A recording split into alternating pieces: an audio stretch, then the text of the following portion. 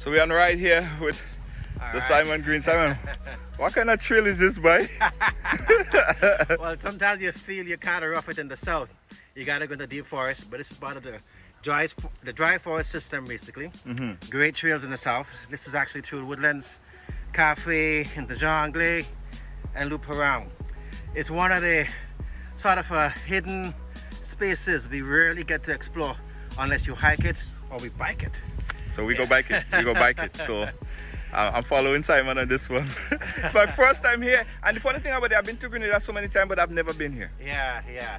Now we have a lot of great trails around. The fact is that because so much of us drive, we kind of forget these old childhood trails that we used to walk along and, shortcuts and so forth. So with these bikes, we get to rediscover these shortcuts, almost bring back nostalgic memories for me.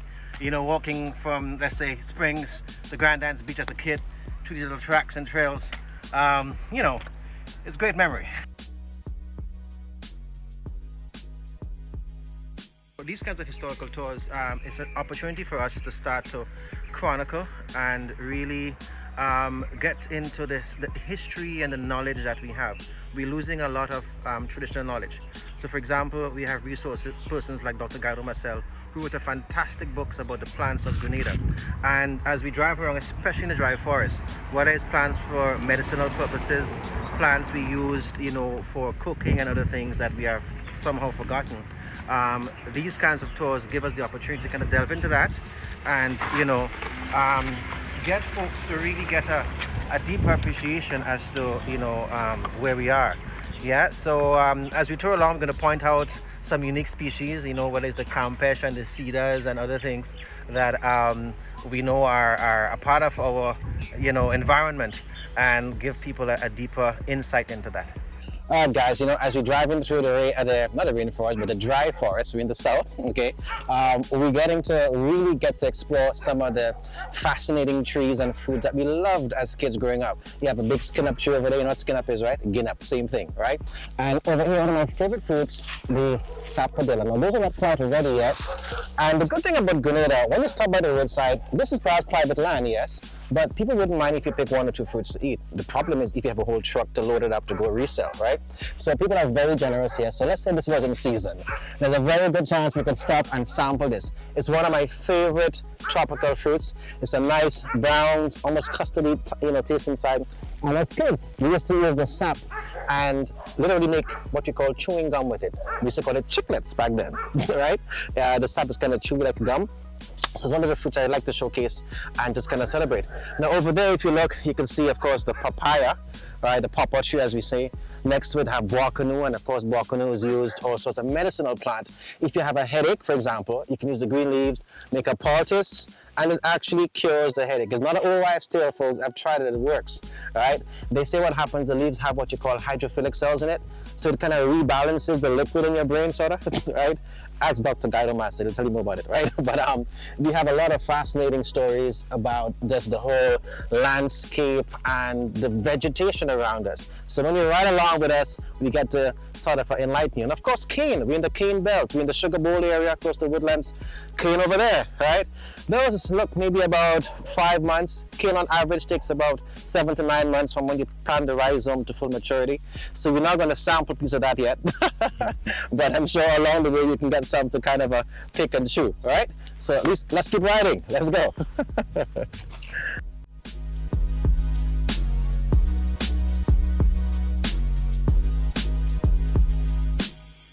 Alright guys, so imagine riding through here during sugar apple season, right? The whole grove of sugar apples here.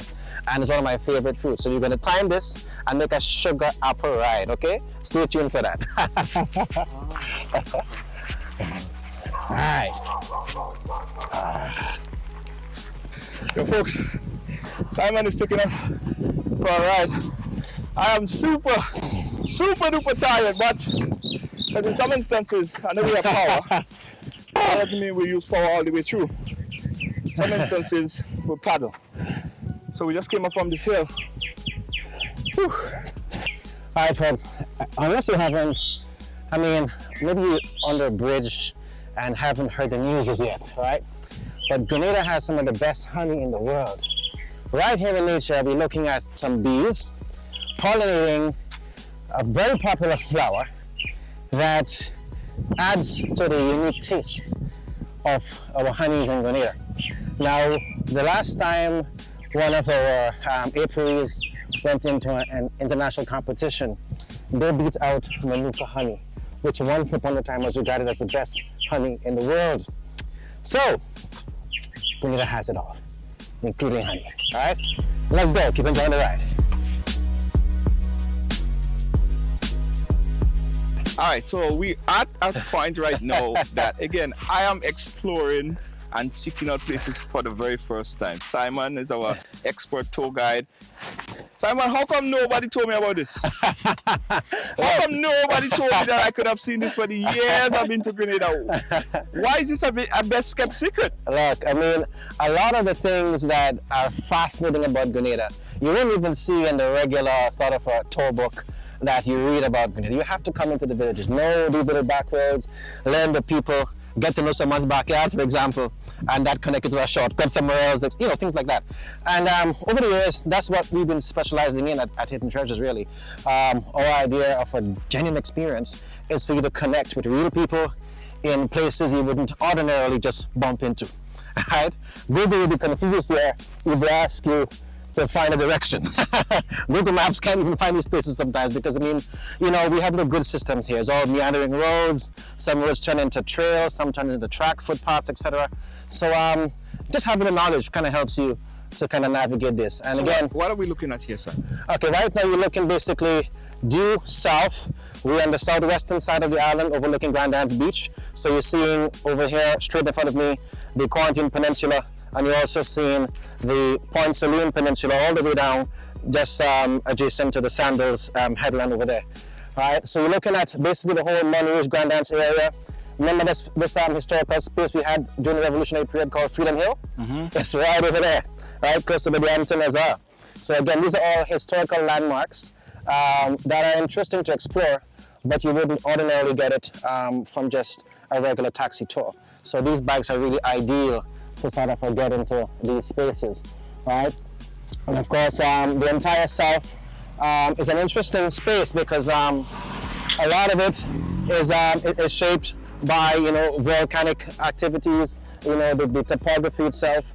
And it's one of the few places you have relatively undulating hills as compared to, let's say, the interior or the western northern parts of the island that's very mountainous. So for bikers, whether you're an experienced biker or you're just as a casual, you know, intermediary kind of rider, the terrain here is not very difficult to experience and explore.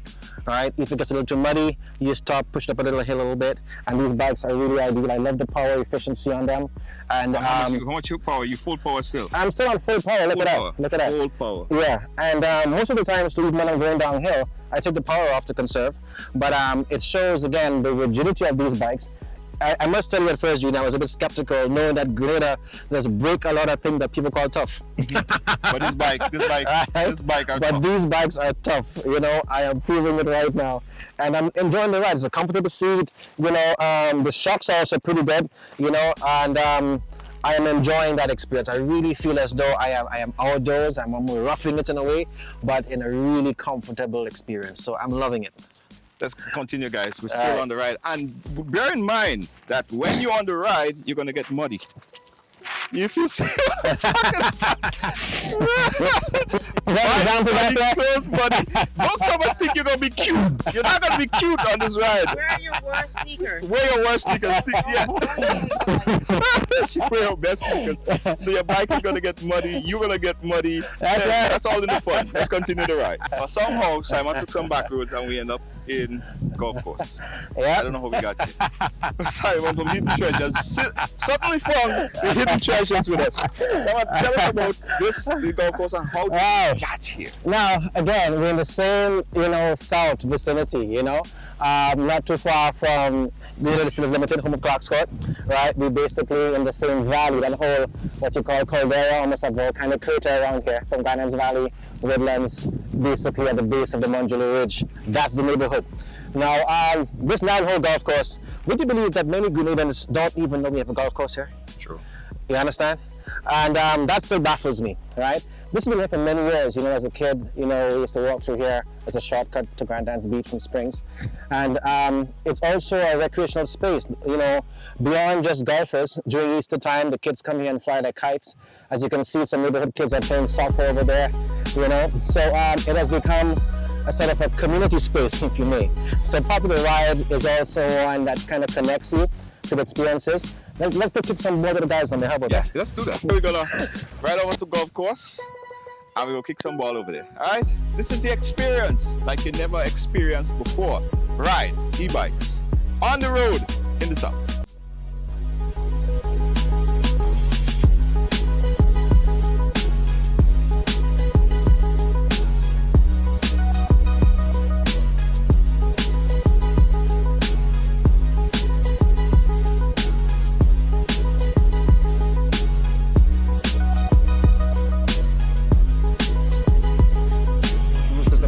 But you don't have to clear that right now. Just use the brakes. That's it. You understand? It's alright, that. You alright,